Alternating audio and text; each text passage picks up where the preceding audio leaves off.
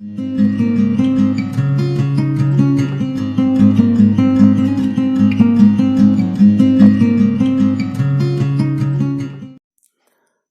सभी को we love mathematics channel पर फिर से एक बार स्वागत है।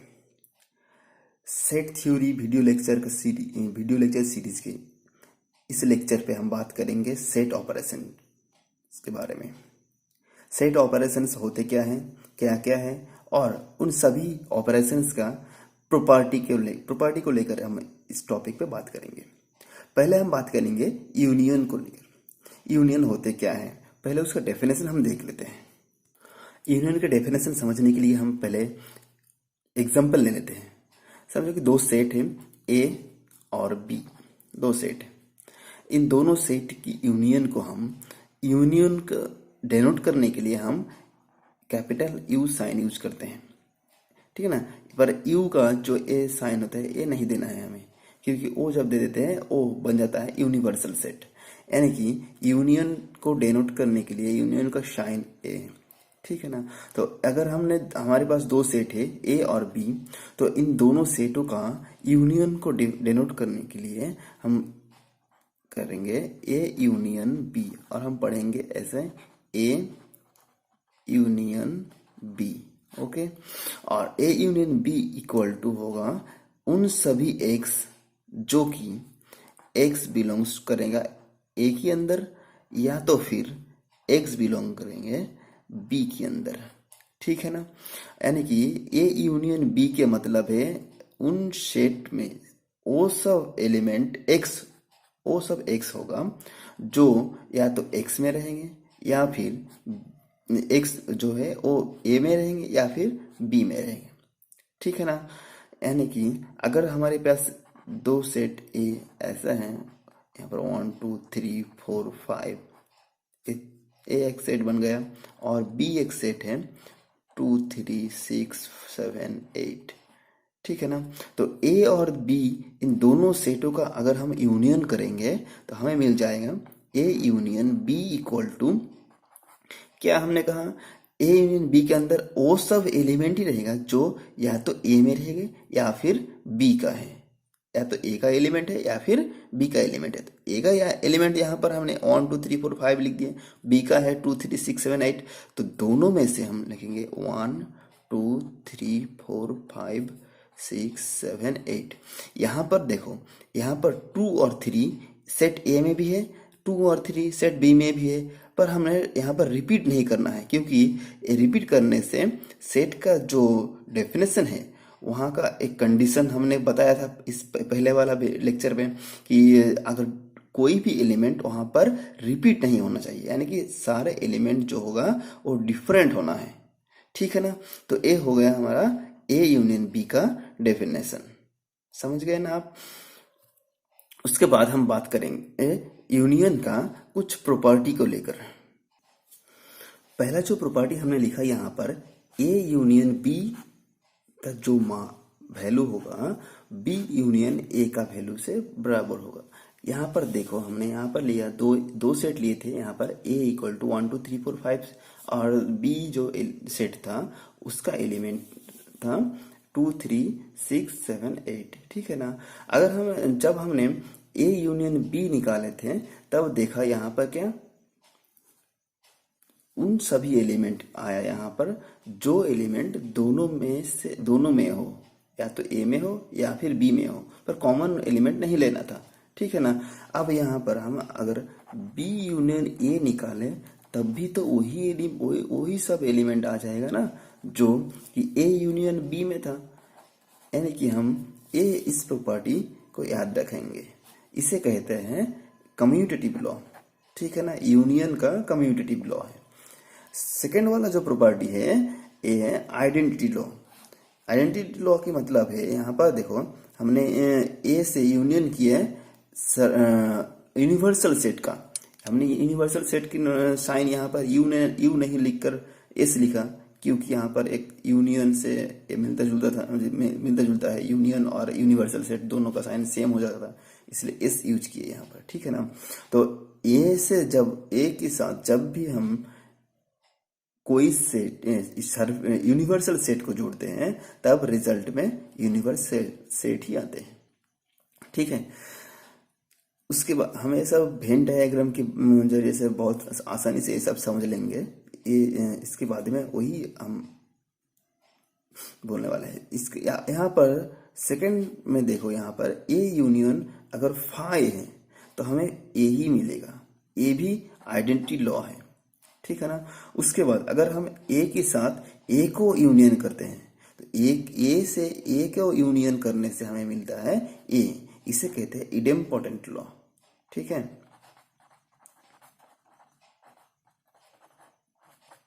इडेम्पोटेंट लॉ समझ गए ना। अब हम बात करेंगे यूनियन को वेन डायग्राम से रिप्रेजेंट करने के लिए, रिप्रेजेंट करना सीखेंगे। यहाँ पर देखो दो सेट है, ए एक सेट है और एक सेट ए सेट और बी सेट। एक यहाँ पर यूनिवर्सल सेट भी ले लेते हैं। यूनिवर्सल सेट के अंदर दो सेट, एक तो है ए एक बी। तो यहाँ जो हमने डेफिनेशन देखा था यूनिवर्सल यूनियन के लिए, उस डेफिनेशन की तौर पे हमें मिल जाता है ए और बी में से सभी एलिमेंट को लेना है, ठीक है ना। तो ए का तो ए सब एलिमेंट था और बी का ए सब था। तो दोनों जब हमने यूनियन ली है तो यूनियन करने के बाद दोनों सेट से सारे एलिमेंट आ गए हमारे पास। तो यूनियन को वेन डायग्राम से ऐसे एक्सप्रेस करते हैं, ठीक है ना। अब हम बात करेंगे सेट का दूसरा ऑपरेशन, इंटरसेक्शन, ठीक है ना। इंटरसेक्शन को हम इस साइन से डिनोट करते हैं, इंडिकेट करते हैं, ठीक है ना। अगर हमारे पास दो सेट हैं ए और बी, तो ए इंटरसेक्शन बी का मतलब है, हम इसे डिनोट करेंगे ए इंटरसेक्शन बी से। अगर ए की मतलब हमें मिल जाता है, लिख लेते हैं ए बी सी, और बी मतलब हमें मिल जाता है ए बी डी ई, ठीक है ना। ए जो सेट है उनका element A B C, B जो सेट है उसका element A B D E. अगर हम ए इंटरसेक्शन बी निकाल लेते हैं यहाँ से तो हमें मिल जाएगा ओ सब एलिमेंट जो कि एक्स में भी हो और उन सब एलिमेंट बी में भी हो। ए इंटरसेक्शन बी का मतलब वो सब एलिमेंट है जो एलिमेंट ए में भी है और बी में भी है, दोनों में होना चाहिए, तभी उन सब एलिमेंट को, यानी कि दोनों सेट का कॉमन जो एलिमेंट है वही इंटरसेक्शन में आएंगे। समझ गए ना, सीधा बात। दोनों सेट का कॉमन जो है वही इंटरसेक्शन में आएंगे। दोनों दो सेट, तीन सेट या उससे ज्यादा सेट भी हो सकता है। अगर जब भी हमें दो या उससे ज्यादा सेट कॉमन जो कॉमन एलिमेंट मिलेंगे, उन सभी एलिमेंट को हम दो या उससे ज्यादा सेट में से जो सब एलिमेंट, जिन एलिमेंट कॉमन होगा, उन सभी एलिमेंट को लेकर जो हम सेट निकालेंगे उसी को हम कहेंगे इंटरसेक्शन ऑफ सेट, ठीक है ना। तो अगर यहाँ पर हम बात करें ए एक जो से हमने सेट ले लिए थे और बी जो एक सेट ले लिए थे, यहाँ दोनों में से कॉमन कौन सा है, यहाँ पर ए है, यहाँ पर बी है, यहाँ पर ए है, यहाँ पर बी है, यानी कि, और यहाँ पर सी है पर यहाँ पर सी नहीं है, ई है और डी है। मैंने मतलब यहाँ पर ए इंटरसेक्शन बी का मतलब हो गया ए बी। इन दोनों एलिमेंट ही बस दोनों सेट में कॉमन था, दो एलिमेंट ही, यानी कि A intersection B equal to हमें मिल गया ए बी, ठीक है। इंटरसेक्शन को हम वेन डायग्राम से एक्सप्रेस कर सकते हैं। वेन डायग्राम से डिनोट करने के लिए हमें यहाँ पर एक यूनिवर्सल सेट ले लिए थे, एक यूनिवर्सल सेट है, और ए अगर ए सेट है और ए अगर बी सेट है, set A set B, then the intersection will be this portion only, यानी कि दोनों सेटों में से कॉमन जो पोर्शन है वही बस इंटरसेक्शन है, ठीक है ना। अब हम इंटरसेक्शन की कुछ प्रॉपर्टी को लेकर यहाँ पर बात करेंगे। पहले हमने लिख दिए ए इंटरसेक्शन बी ए अगर हो, यानी कि एक ही सेट, सेम सेट में अगर इंटरसेक्शन निकाले जाए तो वो हमें मिल जाएगा से वही सेट, ठीक है ना। यानी कि ए इंटरसेक्शन ए मतलब ए होगा। अब ए इंटरसेक्शन बी का मतलब बी इंटरसेक्शन ए होगा, ठीक है ना। ए इम्पोर्टेंट पहला वाला जो था वो इम्पोर्टेंट लॉ था, ये जो था एक कम्यूटेटिव लॉ था, यानी कि कम्यूटेटिव लॉ सेटिस्फाई करता है इंटरसेक्शन के लिए। अब यहाँ पर देखो, यहाँ पर जो हमने आइडेंटिटी लॉ ये थे, यहाँ पर ए इंटरसेक्शन यूनिवर्सल सेट करने के बाद हमें मिल जाता है सेट ए, ठीक है ना। यानी कि कोई भी सेट के साथ अगर यूनिवर्सल सेट का इंटरसेक्शन निकालते हैं तो हमें मिल जाएगा बस सिर्फ ए, वही सेट। यानी कि ए पूरा एक सेट था यूनिवर्सल सेट, उनमें से बस इतना सेट इसके साथ इंटरसेक्शन निकालना है, तो दोनों में से कॉमन पोर्शन तो यही बस मिल गए ना हमें, इसलिए बस यही होगा हमारा इंटरसेक्शन पोर्शन, ठीक है ना। अगर हमें यहाँ पर ए के साथ 5 सेट का इंटरसेक्शन लेना है तो हमें मिल जाएगा 5, ठीक है। अब हम बात करेंगे डिसजॉइंट सेट को लेकर, सेट के बारे में। डिसजॉइंट सेट मतलब है उन सब सेट जो कि इंटरसेक्शन उन दो सेट, जिन दोनों सेट का इंटरसेक्शन निकालने के बाद हमें 5 मिलता है, यानी कि दोनों में से कोई कॉमन एलिमेंट नहीं मिल रहा है, तब हम उन सेट्स को कहेंगे डिसजॉइंट सेट, ठीक है ना। यानी कि A intersection B equal to अगर 5 मिले हमें तो हम कहेंगे ए और बी डिसजॉइंट सेट। यहाँ पर इंटरसेक्शन से रिलेटेड है डिसजॉइंट की डेफिनेशन, इसलिए यहाँ पर हमने ये डिस्कस कर लिया, समझ गए ना। अगर दो सेट में से एक भी एलिमेंट कॉमन नहीं मिल रहा है तो हम उन दोनों सेट को कहेंगे डिसजॉइंट सेट, समझ गए। यानी कि इंटरसेक्शन निकालने के बाद हमें 5 मिलेगा।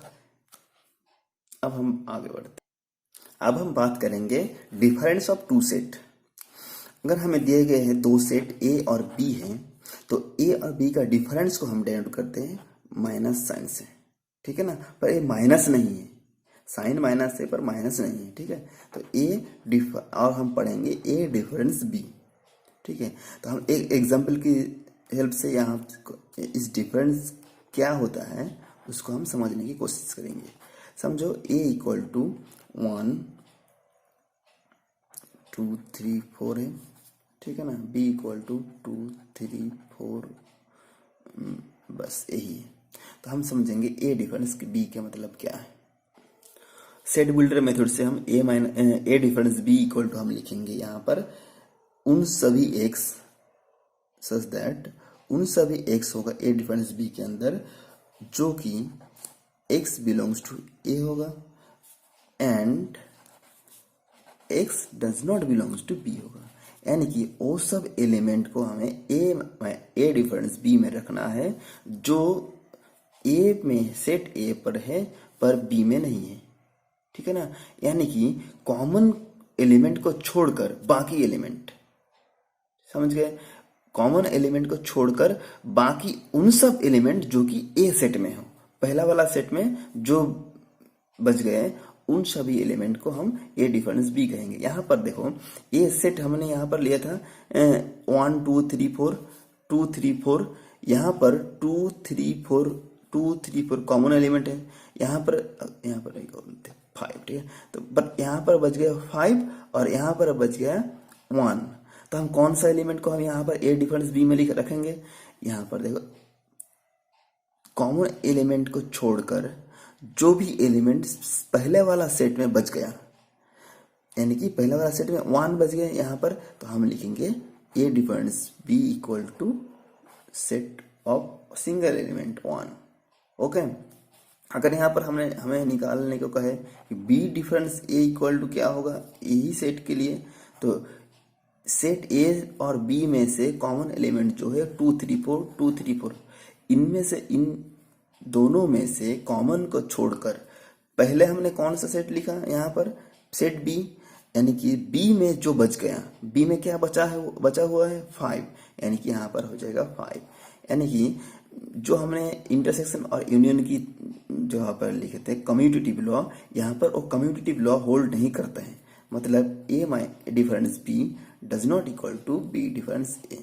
हो भी सकता है, नहीं भी हो सकता है, ठीक है ना।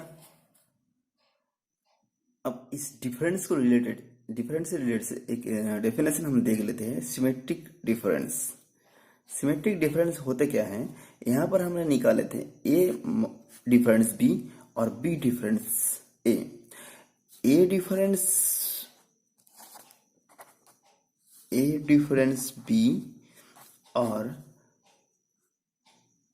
बी डिफरेंस ए, इन दोनों का अगर हम यूनियन निकाल लेते हैं, इन दोनों का अगर हम यूनियन निकाल लेते हैं तो इसे हम कहेंगे symmetric difference. The union of A difference B and B difference A is called symmetric difference of two sets A and B. समझ गए। और हम इसे डिनोट करेंगे ए डेल्टा बी, ठीक है। ए डेल बी, सिमेट्रिक डिफरेंस का साइन डेल्टा से हम इंडिकेट करेंगे और हम पढ़ेंगे ए डेल बी। समझ गए ना। यानी कि इस डिफरेंशिएशन से हमें मिलता है ए सिमेट्रिक डिफरेंस यानी A del B equal to 1 और 5। इसी एग्जाम्पल को हम सोचे तो A difference B equal to 1 मिले थे और B difference A equal to हमें 5 मिले थे। यानी कि ए डेल बी मतलब 1 5। समझ गए ना। अब हम जानेंगे complement of set. Complement of set होते क्या है, यानी कि सेट का कॉम्प्लीमेंट मतलब क्या है। यहाँ पर हम ले लेते हैं, इसे समझने के लिए एग्जाम्पल की हम हेल्प लेते हैं, इससे आसानी होगा इसे कॉम्प्लीमेंट ऑफ सेट को समझने के लिए। यहाँ पर एक हम यूनिवर्सल सेट ले लेते हैं, इसका एलिमेंट 1 2 3 4 5 6 और 7, ठीक है। ये एक यूनिवर्सल सेट है और इसी का एक सबसेट हम लेते हैं set n। Set n equal to हमने लिया यहाँ पर 2 3 5, ठीक है। तो कंप्लीमेंट का मतलब है जो हमने यूनिवर्सल सेट लिए थे और उनका एक सबसेट हमने लिए थे, यानी कि इसी का एलिमेंट को हम यूज करके एक और सेट यानी कि सबसेट लिए थे n। तो इन सभी एलिमेंट को छोड़कर n में जो भी एलिमेंट है उन तीनों एलिमेंट को या फिर जितना भी हम एलिमेंट ले उन एलिमेंट को छोड़कर बाकी जो एलिमेंट यहाँ पर रह जाता है 2 3 और 5 को छोड़कर उन बाकी एलिमेंट को लेकर जो हम सेट कंस्ट्रक्ट करेंगे उसी सेट को हम कहेंगे complement of n, set n। समझ गए ना। देन n की the remaining element of s from another subset n, okay, the remaining of s from another subset n, यानी कि n का एलिमेंट को छोड़कर बाकी जो भी एलिमेंट यहाँ पर मिले उन एलिमेंट को लेकर जो हम सेट कंस्ट्रक्ट कर सकते हैं उसी सेट को हम कहेंगे कंप्लीमेंट ऑफ सेट, ठीक है। यानी कि कंप्लीमेंट ऑफ सेट n का कंप्लीमेंट को हम इंडिकेट करते हैं ऐसे n डैश या फिर nc या फिर ns, ठीक है ना। इन तीनों साइन से कंप्लीमेंट इंडिकेट होता है।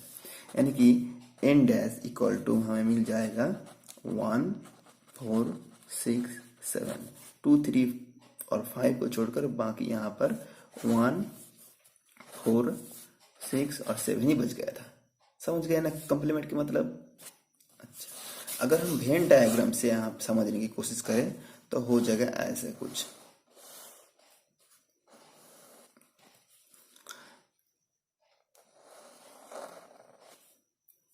ए यूनिवर्सल सेट S हो गया, इनके अंदर हो गया 1 2 3 4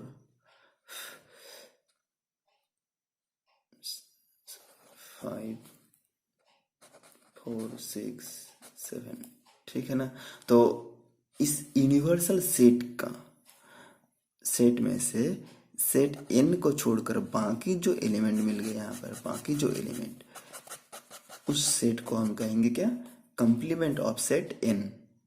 जिस सेट को छोड़कर बाकी सेट निकालते हैं उसी का ए कंप्लीमेंट होता है, ठीक है। अब हम देखेंगे कुछ property of complement of set. Property, पहला पहला प्रॉपर्टी, यहाँ पर हमें अगर सेट यूनिवर्सल सेट का कंप्लीमेंट निकालते हैं, यूनिवर्सल सेट का कंप्लीमेंट निकालते हैं तो हमें मिलेंगे 5। यानी कि पूरा सेट हमने जो यूनिवर्सल सेट है पूरा सेट को हमने ले लिए तो फिर कुछ बचा ही नहीं। इसीलिए कंप्लीमेंट ऑफ एस यानी कि यूनिवर्सल सेट का कंप्लीमेंट 5 होता है। उसी तरह complement of 5 equal to S होगा। ठीक है ना, कुछ भी नहीं लिए तो सारे बच गए यानी कि पूरा सेट हो गए। ठीक है, 3 नंबर,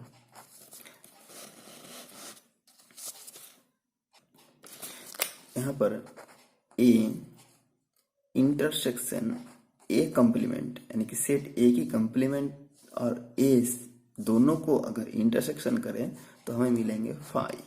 यानी कि सेट ए हो गया ए और इंटरसेक्शन तो बाहर वाला हिस्सा है, दोनों का कंप्लीमेंट यानी दोनों में से तो कोई कुछ भी कॉमन नहीं है, इसलिए यहाँ पर मिल जाएगा 5। ठीक है ना। उसके बाद अगर किसी सेट का कंप्लीमेंट का फिर से कंप्लीमेंट निकाले जाए तो फिर वही सेट आ जाता है, समझिए ना। अगर यहाँ पर 5 number A union A complement फिर निकालते हैं तो हमें मिल जाएगा एस। ठीक है।